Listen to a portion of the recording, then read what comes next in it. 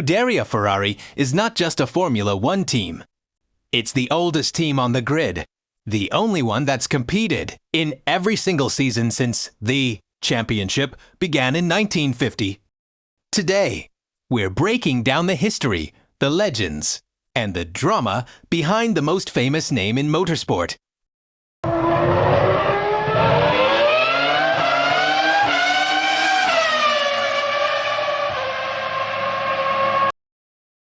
I giovani d'oggi possono sapere poco di quello che è stata la mia vita e il mio passato.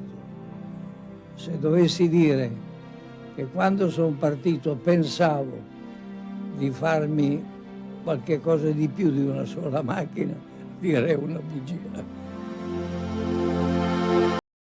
It starts with one man, Enzo Ferrari, a former racing driver turned team manager. Enzo founded Scuderia Ferrari in 1929, originally running Alfa Romeo cars for wealthy gentlemen drivers. It wasn't until 1947 that the first car bearing his own name, the Ferrari 125S, hit the track. 3 years later, Ferrari was on the grid for the very first Formula One World Championship race at Silverstone.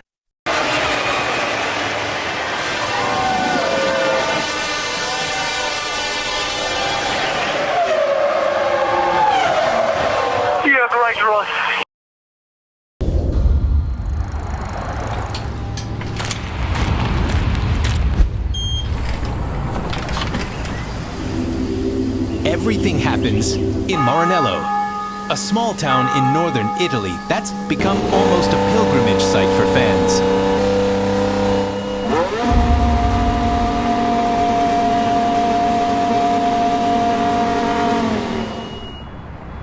The factory, the test track, the museum, it's all there.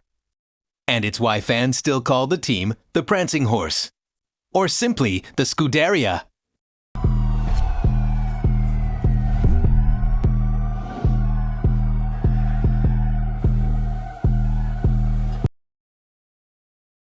The early decades were golden. Alberto Ascari won back-to-back titles in 52 and 53. Then came Juan Manuel Fangio. And later, the flamboyant Niki Lauda in the 1970s. His story is one of the most incredible in sports history. In 1976, he suffered a horrific crash at the Nürburgring, was given last rites, and came back to race just 6 weeks later. Scarred but determined. He lost the title that year by a single point, then won it back in 77.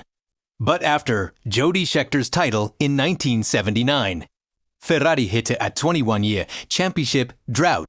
2 decades of near misses, political drama, and heartbreak.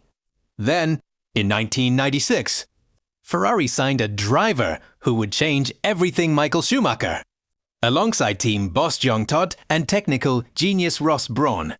Schumacher built the most dominant era in F1 history, 5 consecutive drivers' titles from 2002-2004.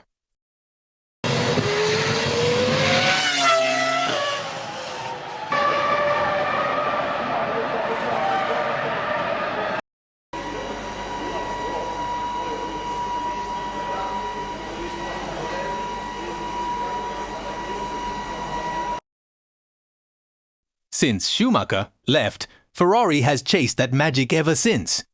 Kimi Räikkönen won a title in 2007, but since then, nothing. Fernando Alonso came agonizingly close multiple times. Sebastian Vettel joined with huge expectations in 2015 and left without a title. Now it's Charles Leclerc and Lewis Hamilton carrying the weight of history.